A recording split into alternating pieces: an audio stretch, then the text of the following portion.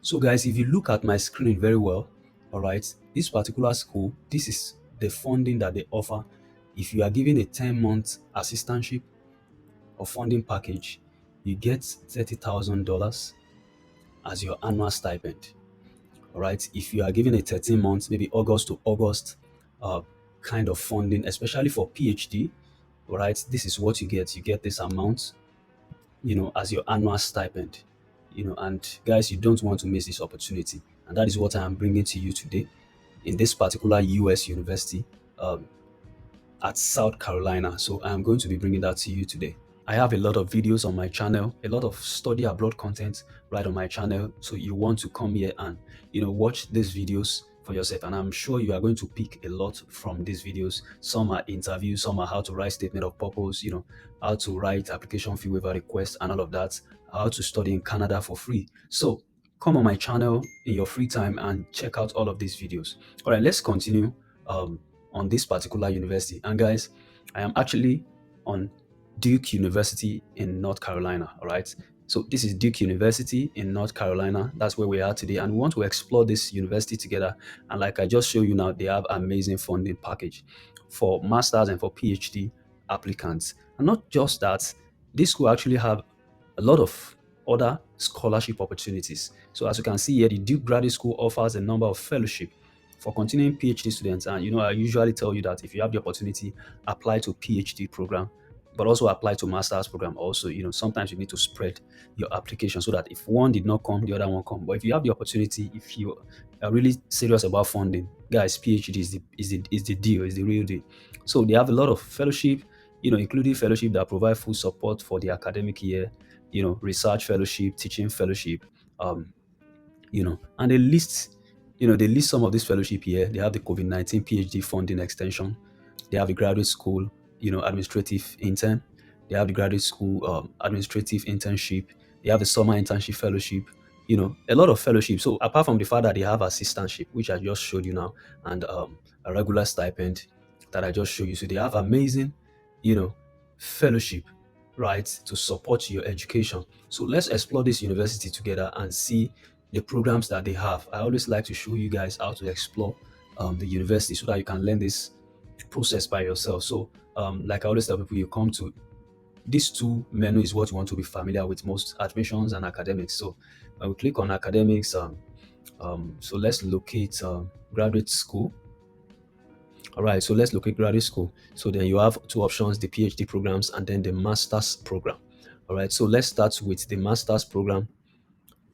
Yeah, so when we click on that, this is the list of the master's program that they have in this university, Duke University. They have, analytical, political, economy, right? So if you probably did economics or you did political science, I think you can do this.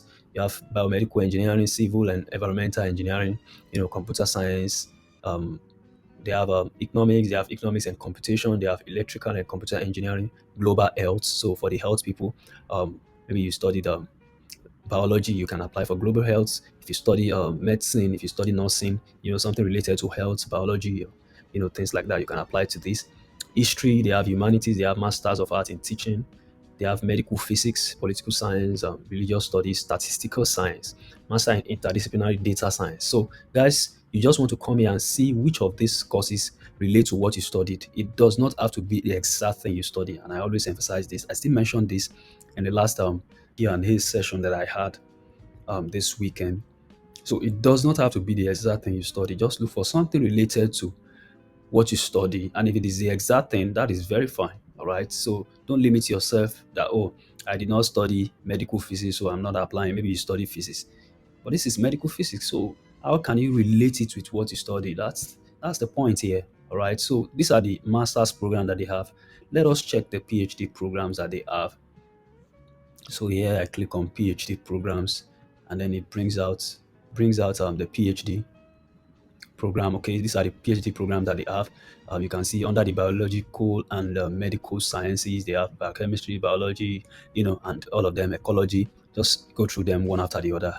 Pathobiology, pharmacology, medical physics and the likes. Under the humanities, they have arts, art history, and visual studies. Right? They have classical studies, they have computational media, arts and culture, English, music, philosophy, religion. A lot of people that used to say that there's no scholarship or funding for philosophy, it's outdated and all of that. This is philosophy here, guys, and come and see how people approach philosophy in a different and unique way. So whatever you study, there is always opportunity to study abroad with funding, right? So take advantage of that, guys. They have under the physical science and engineering, they have other courses like chemistry, biomedical engineering, physics, environmental engineering, electrical and computer engineering. And then under the social sciences, they have the business administration, economics, environmental policy. These are PhD program, right? So the other one we checked was master's program, but these are the ones they have for PhD. So guys, I'm very sure that you'll be able to see a program that you can apply to in all of these master's and PhD program that they have here at Duke University. All right. So now we've seen that they have these programs. Let's check the admission page and see information that they have for us. All right. So when you click on this, you have application deadline, how to choose application instruction. So you want to come and check some of these things, by yourself later on. But let's click on admission. That's usually where to start from.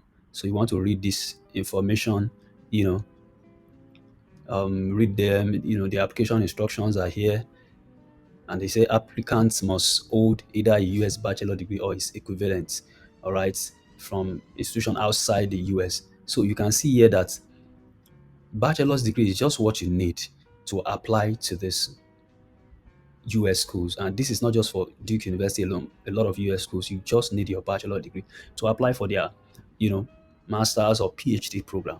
Now, it is recommended if you do not have a 4-year bachelor degree, you are advised to do a WES evaluation of your transcript so that it can bring up your transcript, you know, up to the 4-year US degree. So it will be able to confirm it. So usually when you do that, so if you have an HND degree, you want to do transcript evaluation before you can apply to this particular university.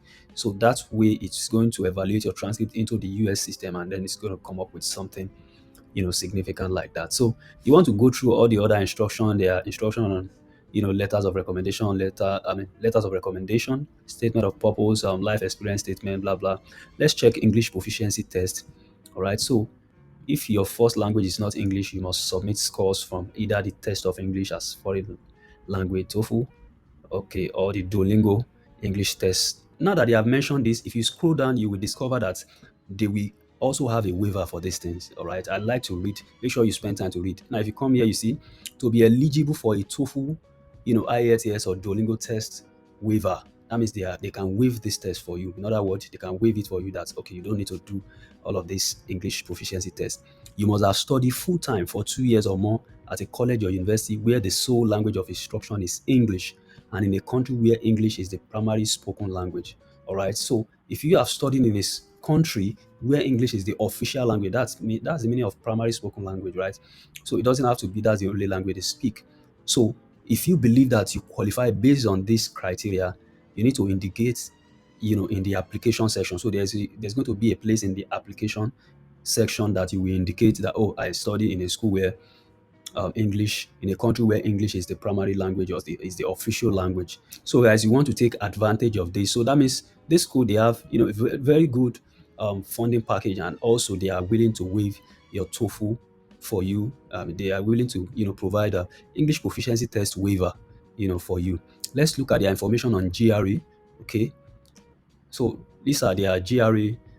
They have programs that require GRE. They have programs that do not require it, which is optional. So let's check. So these are the programs that require GRE. So if you're applying to any of these programs, biomedical engineering, PhD, computer science, masters, these few programs, they require GRE. Statistical science, masters and PhD, they require GRE. Now let's check programs that do not require GRE, and you will see that the list of the programs that do not require GRE is very long, to show you that it's just few of their programs that require GRE. So you just need to check all of this. If you know you want to apply to any of this program, and you are really interested in them, then go ahead and write the GRE. It's very important. It can even give you an upper edge. Trust me, these ones will be less competitive because a lot of people will not want to write GRE. So they are going to receive lesser application. So if you are ready to join that league of less competition, you can write GRE and apply to these programs in this school because they will have lesser people applying. A lot of people don't want to spend money on the GRE. So if you are like me, you don't have money for the GRE, you need to apply to the programs where GRE is optional. In other words, you don't need to submit it. So, and they have list of this program all of this program here, they do not require you to write GRE. All right, so that's it's one information on itself. All right, so now let's go to funding. Let's go to funding. All right, let's go to funding. So when you come to financial support, you see several information, on this. If you click on this tuition fee, right? So if you come on this page and you scroll down, this is their tuition fee. All right, for the masters, this is what you pay as tuition fee. Now, when people see tuition fee on the website, they're always scared and sometimes they go back. You don't need to be scared about tuition fee because what we are looking for is funding. What we are looking for is scholarship. And when you have funding, you don't need to worry yourself about tuition fee because most likely when you get, for instance, you get a graduate assistantship position, most likely they are going to waive your tuition fee. So no matter the amount of tuition fee you see here, it will be waived. All right. No matter the fees you see here, they will either be waived or you will have enough to pay some of these little ones that are remaining. But the major part of it, which is your tuition, will be waived. And so you'll be able to study for free. And then not only that, you get an additional stipend monthly, right? So now if you scroll down here, this is the stipend that they have for their students. So in a 10-month semester, 10-month semesters, this is what you get. You get $30,000 annual stipend. All right. So if you divide that to a monthly stipend, you know what that is going to be. So if your own assistantship is a full year, maybe 13 months, 12 months, this is what you get. You get a $40,000 stipend. Not only that, there's an insurance that covers you as a student. So let's come to this medical and dental insurance. You see that all Duke students are required to maintain medical insurance while enrolled. As such, they must either enroll in Duke or waive the SMIP if they meet the waiver criteria. The graduate school covers the cost of premium for the SMIP for PhD students in their first 6 years of study. For PhD students in any year who are serving as research assistants. All right. So if you are given a research assistantship position, if you have a graduate assistantship position, usually your medical insurance will be covered. All right. So guys, you can see that this school have a lot. They have a lot for you. And if you want to try as much as possible, you want to get into this kind of school. They also have dental insurance plan. So it is not just the normal medical insurance plan. They have a dental insurance plan for you. We have seen that they have graduate assistantship position and financial, supports. Let's see if they waive application fee, and that's one thing we also want to check. If they waive the application fee, let's see any information on that. All right, so let's click on admission again and click on application instruction. All right, so when we come to the application instruction, um, let's come to the FAQ here. Admission FAQ. I like to always visit the FAQ. All right, because that's one of the shortcuts of where you get the information. We've already seen information about GRE, so let's click on how much is the application fee. So they have a non-refundable application fee of $95. For more information about the application fee, click here. So we want to click here. Let's click here. So when we click, you have it here now that the graduate school offer application fee waiver, to support prospective students, including those who may be experiencing economic stresses. The waiver is built in the application. But now they mention something. They say to be eligible for the waiver, you know, you must be a US citizen or a permanent resident. You need to apply to a degree granting program and have at least one of the following conditions: low income and all of that. But now, what if you are applying and you are not a US citizen, you are not a permanent resident? Most of the people watching my videos are even watching from outside the USA. Are you still eligible? Let's check. Let's scroll down for more information. All right. So now look at it. They say if you do not qualify on the above eligibility requirement, your department of interest may have a limited number of fee waivers available for prospective applicants. All right. If you're applying for fall semester, so you may contact your department of interest directly to inquire about departmental fee waiver. So they do not have a graduate school fee waiver, but they have departmental fee waiver. So guys, this is instruction on how to apply for the application fee waiver. So what you want to do is to get in touch with your department. When they say your department, it means the department you want to apply to, and then look for the graduate coordinator in that department. And what you want to do is to send an email requesting, for the application fee waiver, to that person. And interestingly, guys, I've already done a video. I've done a video on this channel on how to request for application fee waiver. So how to write the request in form of email or in form of letter. And I'm going to that video is right here on my channel. So if you come to my channel here, it's right here. I'm going to show you. So it's here. You can see how to write a compelling application fee waiver request. So your free time, guys, come and watch that video so that you do the application, you apply correctly. And honestly, I always get success. I can say I get up to 80 or 70% success, or let me say 80% success using the method that I share in this video. I usually get a response. All right. So the instruction here is clear. You want to reach out to your departments to ask for this waiver. Now, who do you reach out to in the department? Not just anybody. You must look for the graduate coordinator or the director of graduate studies or something like that. Let's for instance, let's look at one of the departments, right? Okay, let's look at one of the departments, and I'm just going to show you how to do that. Let's say, for instance, let's click on. Let me look for one of the courses here. I'm looking for the. Okay, let's check English.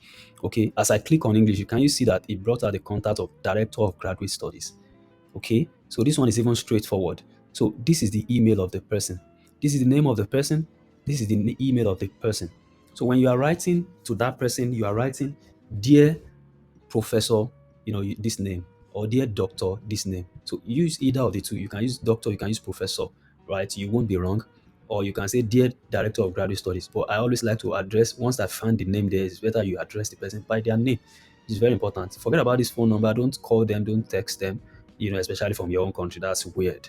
So you want to use the email and reach out to them. And you can also visit the department's website. This is English department's website, and you will still find more information. You know, I always encourage people go to the website. This is where you see more information about the admissions. You go through the professors there. If you come to About Us, you will see their faculty members are there. Okay, people. Okay, under people you see primary faculty members. Let's click on that. All right, so you see their primary faculty members, and when you click on their names, it will show you more about them. That's where you know the research, what they are doing. All right, so you can see here now, you can see the expertise, the overview, what he's currently working on. His publication is here. When you click on publication, it's going to show the publication of this person. All right, guys. So this is how to do this thing. You check the department, check everything by yourself, and you can click on some of these publications too. It's still going to take you further. All right. So yeah, so you can reach out to the graduate coordinator, and the name of that person is also still here. If you look at it, it's that same person that we saw the other time, director of graduate study, Kati, Somaides. So what you want to do is to copy the email. All right, you copy the email and you take it to your Gmail and paste it there. You send the email to this person and you write, dear professor or dear doctor Kati Somaides, right? And you type the email, you type the letter of um, application fee waiver request, right? Remember, I've showed you in that video, go and watch the video. It shows you step by step of how to compose such a letter. All right. So it is very important you do it the right way. Very important, very important. Okay. So guys, Duke University that we just look into, this is a school with an amazing funding package and you don't want to miss out. They have amazing funding package for masters and PhD as stipend. It's here already. Okay, they have application fee waiver also, and they gave you an instruction on how to apply for the application fee waiver. And they have a lot of funding and support.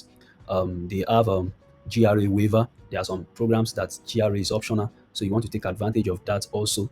What again? You can see the English proficiency also. They are ready to waive it for you. So take advantage of all of these things and apply to Duke University, guys.